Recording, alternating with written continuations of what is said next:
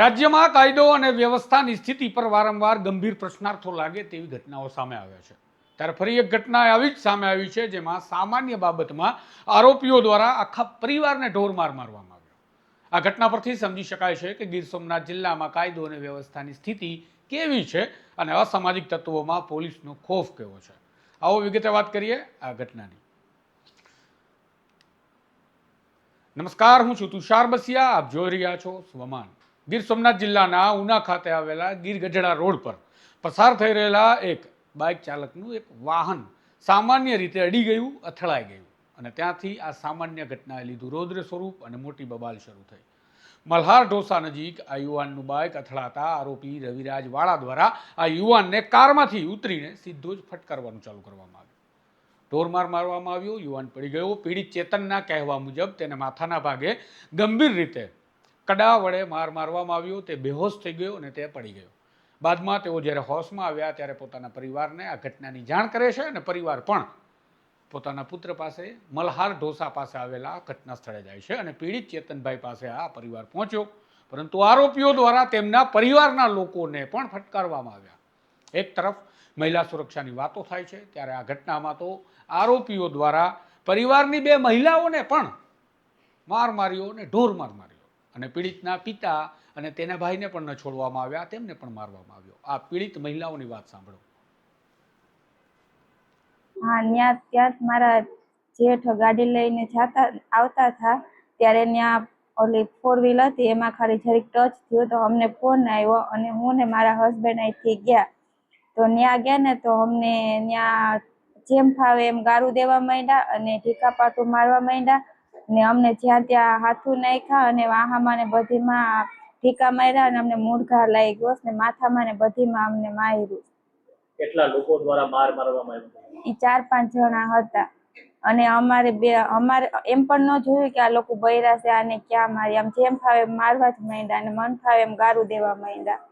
Police દ્વારા 2 લોકો વિરુદ્ધ ગુનો દાખલ કરવામાં આવ્યો છે, શું કહેશો? અમે 5 જણાનું કીધું હતું તો એ લોકોએ ખાલી 2 વિશે જ ગુનો નોંધ્યો ને અને અમે અમારા વિશે જે કીધું હતું ને એની એ લોકોએ કાંઈ ઓલી નથી કરી કે અમને જે માર માર્યો હતો એનું તો કઈ લખ્યું જ નથી। આ બાબતને લઈને તમારી શું માંગણી છે? અમને ન્યાય મળવો જોઈએ અને એમ પણ બોલતા હતા કે પોલીસ વાળા અમારું કાંઈ નહીં કરી લે। પોલીસ વાળા કે પીઆઈસી મારો મામા છે એ કે તમારે જ્યાં ઓલું કરવું હોય ને ના કરી લેજો ને અમને સીસીટીવી પોલીસને કે સીસીટીવી તપાસ કરે, અમને ન્યાય મળવો જોઈએ કે તમે વધારે આની આગળ કાર્યવાહી કરો।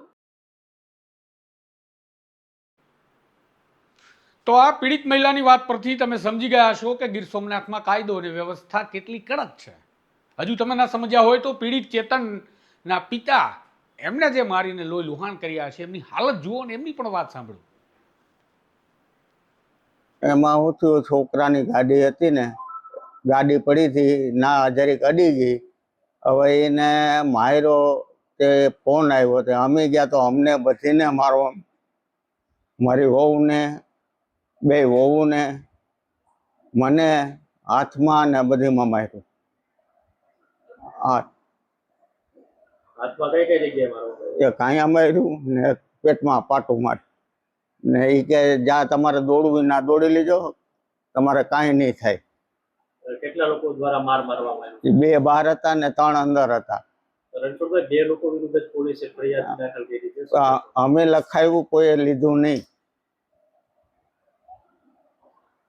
આ લોકો કઈ કહેતા હતા કે એના પરિવારમાંથી કોઈ પોલીસમાં છે? હા, એ કે મારા મામા પોલીસમાં છે કે તમારે જ્યાં દોડવું ના દોડી લ્યો।